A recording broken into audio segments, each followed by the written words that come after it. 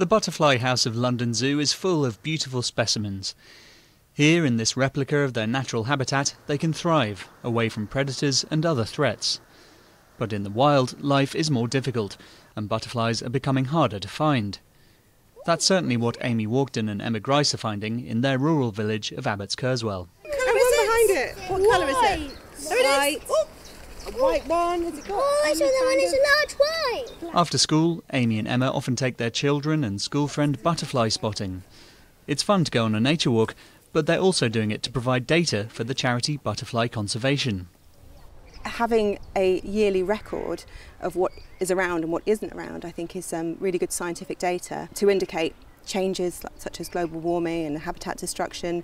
Butterflies are sensitive indicators of what's going on, so it's really important. Monitoring takes place year-round, but the charity is particularly encouraging people to take part in its big butterfly count survey until August the 6th, entering information about how many they spot in its free app.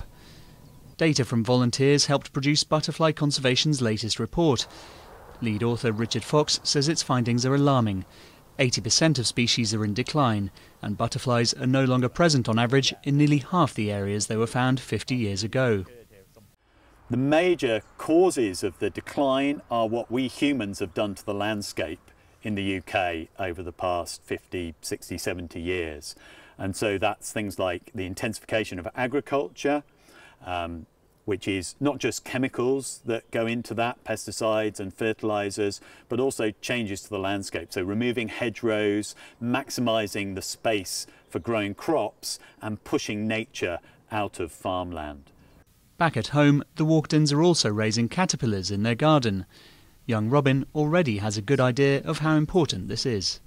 If we don't have any butterflies and all the buzzy things, then the things that eat butterflies won't have any food, and the things that eat them, well, basically just the food chain. And part of the food chain is the things that we eat. And if there's none of them, then we will starve and we won't really be able to survive, will we? The decline in butterflies and other insects isn't limited to Britain, with a 2020 study in the journal Biological Conservation estimating insect numbers worldwide have dropped by 5 to 10% in the past 150 years. The UK government now includes butterfly numbers as an official indicator of biodiversity. The hope is that with proper monitoring and efforts to protect threatened species, the decline in butterfly numbers could begin to reverse.